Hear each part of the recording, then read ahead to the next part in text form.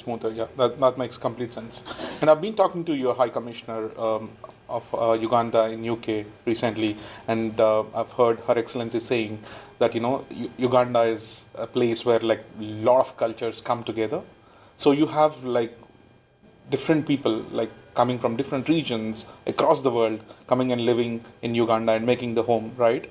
So in that cases, how, as a Minister of Justice, how do you kind of see into make sure that the religious backgrounds are different, their cultural backgrounds are different, your laws are suiting to those kind of communities as well? So what's your take on that? There's no better person to talk about multiculturalism than our own High Commissioner, Nimisha Madivani. Yeah. She is Ugandan. She grew up in Uganda. Yeah. Her family is there. They are on the A list of those who have really staked everything to develop Uganda. Yeah. So she knows what she's talking about. We have a stain on our history because of the rather unfortunate expulsion of all the Asians by Idi Amin. Yeah. He claims that he had a dream that they should be expelled. Now, of course, when you make a mistake, you correct the mistake. Mm-hmm. And the best thing to do is first you own the mistake. Yeah. That way you have a better moral position to correct it. So the Uganda government established something known as the Departed Asians Custodian Board. Brilliant. To ensure that all the property is available to be reclaimed by the rightful owners. Okay. And these are people who have almost become like a gift also to other countries. Mm. They have thrived in Canada, yeah. They have thrived in Australia, in UK. They have thrived in the UK. Yeah. Yeah. It shows the spirit of innovation and entrepreneurship. Yeah. These are people who are like, you leave them stuck naked in the desert, and after a few years you find them driving Ferraris. So it showed that it's not really just about the brick and mortar and the merchandise that they left behind. Yeah. It is about the spirit that they carry. True. So we are reclaiming that spirit also, because that spirit was nurtured in Uganda. True. Fortunately, there has been reconciliation thanks to the outspokenness of our president on this issue. We even intend to put in the constitution a recognition of people of Asian origin, Indians and others, to be recognized as part of Ugandan tribes, if I may call it that.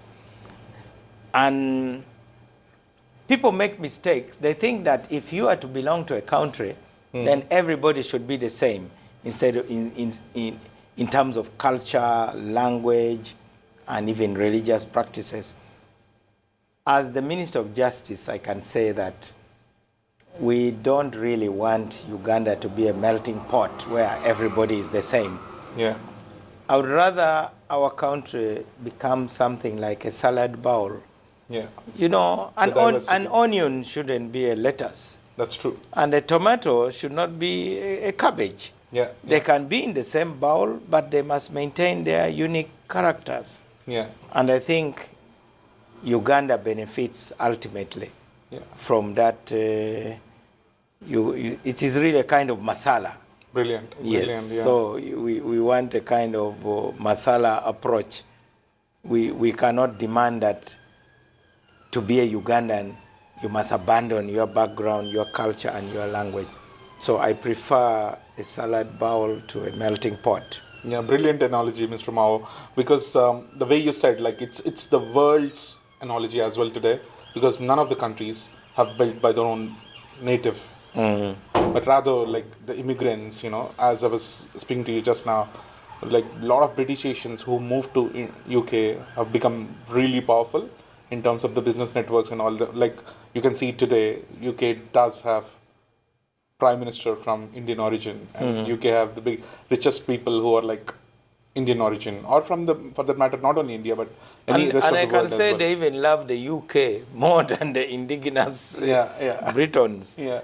The Ugandans of Asian origin really love Uganda. Right. We have people here who are at the heights of decision making That's in true. the UK. Last night I was speaking to Lord Poppert. Yeah. He's a very highly connected person. Yeah. And he never fails to say, I love my country. Yeah. And by my country, it means Uganda first. Yeah. And then next is UK. That makes complete sense. And we do have a lot of mayors of the boroughs who are from Ugandan origin. And, a lot of them are doing amazingly well. So I think that's brilliant that, you have that vision of making, that salad bowl analogy works really well. So, but at the same time, I just want to quickly ask you, so you also deal with the matters related to the constitutional affairs, which is much bigger in terms of because probably the decisions or the laws that you have built now will be future for the rest of the generations that are coming. So when you do this, what are the key things that you keep in mind thinking about the country for the next 100 years? Because the way countries and the kind of generations are moving, like we talk about Gen Z now and all this stuff. So how are you building the laws to cater those generations? You may love a country, but the country must love you also. True. The Ugandans of Asian origin, they love Uganda. No doubt about that. And until the disruption during Idi Amin, they never imagined that they would be kicked out virtually naked. Yeah. I remember as a child, whenever we would go to the shops, we preferred to go to the shops owned by the Indians because they loved children. You either get a soda, you get a biscuit, you get a sweet. So if your mother is taking you shopping, you pull them towards the Indian shops because there's something in addition to what you'll buy. Mm-hmm. So we went to school with them. Mm-hmm. We were shocked because I was in primary school in the 70s. We were shocked to wake up and find that our friends had been to leave the country. Expelled. Yeah. It was traumatic for them. But before that, we had not noticed that there was any difference between us and them. So true. We know our friends, so you go and they say, where is Joginda? You say, oh, Joginda is not here anymore. Mm. And you really realize that because of a bad decision, an economy can come tumbling down. So it is about what guarantees do we give to all citizens, because these were Ugandan citizens. Mm. Now, they must be entitled to all the citizenship rights. Number two, it should be a matter of the Constitution. True. They should be protected in the Constitution. Yeah.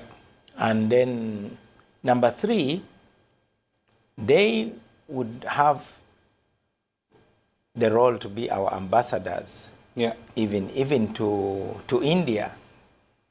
It was lovely when Uganda hosted the Prime Minister Narendra Modi. And he came and spoke to the Uganda Parliament. Yeah. And thereafter he met the Indian community. And he told them, well, this is your home. Yeah. And remember, there is also another home. Yeah.